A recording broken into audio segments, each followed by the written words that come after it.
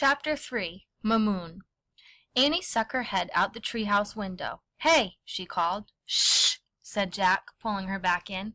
"Don't let them see us up here. It's too hard to explain the treehouse. Let's go down." "Good point," said Annie. She handed Merlin's letter to Jack and started down the rope ladder. Jack grabbed his shoulder bag. He put the letter inside, then added their research book and rhyme book. He slung the leather bag across his chest and climbed down. When he stepped onto the ground, Jack twisted the rope ladder behind the tree trunk so it wouldn't be noticed. "Okay," he said to Annie. "Hey!" Annie called again, waving. She and Jack stepped out into the open. The camel riders headed toward the palm trees. The man in the lead made his camel kneel. As he climbed off, Jack and Annie ran over to him. The man wore a long white robe. He had a black beard and stern, dark eyes. "Who are you?" he asked, unsmiling. "From where do you come?" "I am Annie, and this is my brother Jack," said Annie. "Our home is far away in Frog Creek, Pennsylvania." "I have not heard of such a place," the man said. "How do you come to be here in the desert alone?" Jack didn't know what to say. "We were riding with our family," Annie said. "We stopped to rest here. My brother and I took a nap behind these trees. When we woke up, everyone was gone. They left us by mistake. See, we have a really big family. There are many brothers and sisters." "Annie!" said Jack. She was saying too much, he thought. The man looked concerned. "Why have they not come back for you?" he said, gazing out at the desert. "I hope they have not been attacked by bandits." "Are there bandits around here?" asked Annie. "There are many bandits prowling in the desert," said the man. Jack looked anxiously around at the vast sandy plain.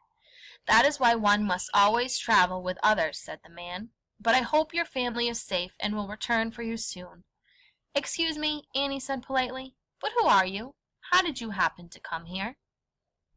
"I am a merchant," the man said. "My caravan was traveling from the west when we were surprised by a sudden sandstorm.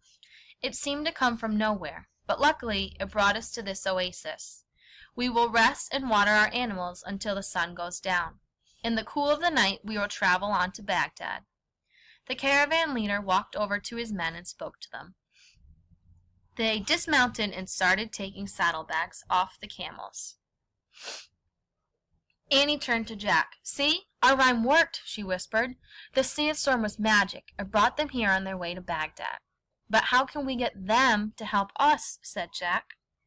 "Well, Merlin said we should be humble, so let's offer to help them," said Annie.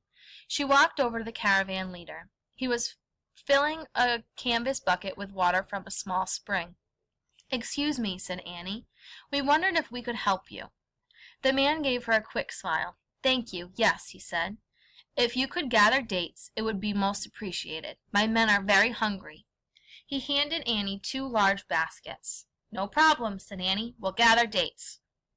Annie carried the baskets to Jack. "Do you know what a date is?" she whispered. "We're supposed to gather some." "I'll look it up," said Jack. With his back to the camel riders, he pulled their research book out of his bag and looked up dates. He read, "Dates are known as the fruit of the desert. They hang in bunches from date palms. People gather dates by shaking the trunk of a tree. Not only are dates an important food, but the wood and leaves of the date palm are used to make—" "Okay, got it," interrupted Annie, putting the baskets down. "Let's start shaking the trees." Jack put the book away and looked around. For the first time he noticed bunches of brown fruit hanging from the trees. He grabbed hold of the nearest tree trunk. Annie grabbed the trunk from the other side. Together they shook the tree until dates began falling to the ground. In the desert heat, Jack and Annie went from tree to tree, shaking each one and gathering the dates that fell to the ground. By the time they had filled their baskets, the trees were casting long shadows over the oasis. Tired and sweaty, Jack and Annie carried their heavy baskets back to the caravan leader. He was boiling water over a fire of twigs. "Ah, very good," he said. "Thank you, Jack and Annie." "You're welcome," said Annie. "What else can we do for you?" "You should rest from the heat now," said the man. "Would you like to sit and have tea with us?" "Sure," said Annie. "By the way, what's your name?" "My name is very long," the man said with a smile. You may call me Mamoon." While their camels grazed, Mamoon and his men sat on a woolen rug spread over the grass.